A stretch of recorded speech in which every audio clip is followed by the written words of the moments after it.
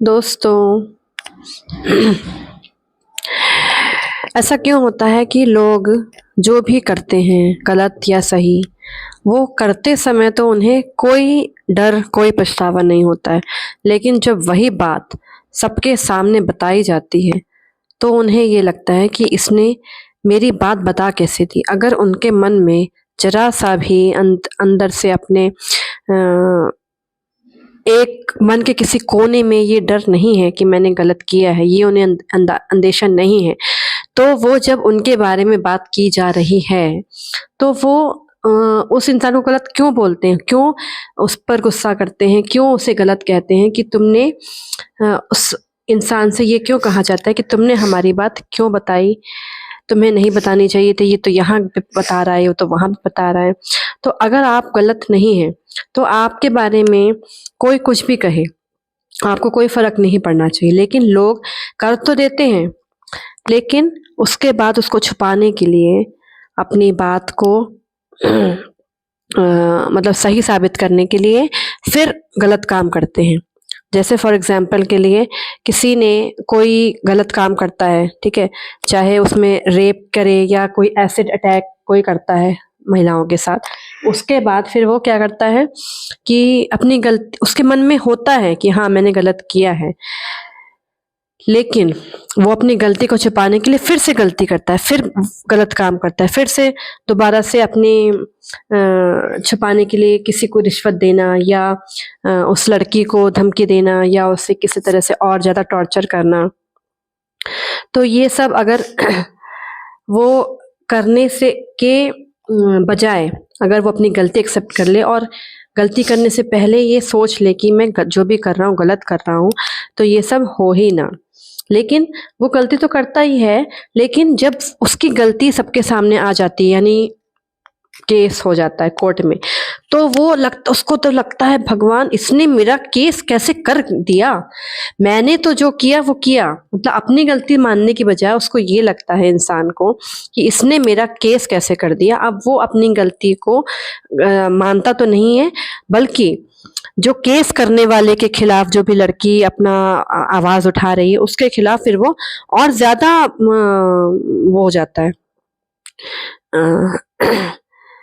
एकदम आक्रामक, और उसको लगता है कि अब तो इसको और ज्यादा दबाना है और ज्यादा इसको अपने काबू में करना है, तो वो और ज्यादा गलत तरीके अपनाता है। तो मुझे ये समझ में नहीं आता कि ये सब करने के बजाय अगर वो सीधे माफी मांग ले या ना करे तो ज्यादा अच्छा नहीं होगा। लेकिन ये बात समझ में नहीं आती है किसी को भी, पता नहीं, मुझे आज तक ये समझ में नहीं आया कि उसके बाद अब कोई अगर कोई लड़की अगर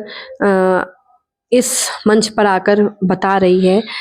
तो अपने माता पिता के खिलाफ बताने वाली लड़की तो सबसे गलती हो सकती है, क्योंकि माता पिता तो कभी गलत हो ही नहीं सकते, लेकिन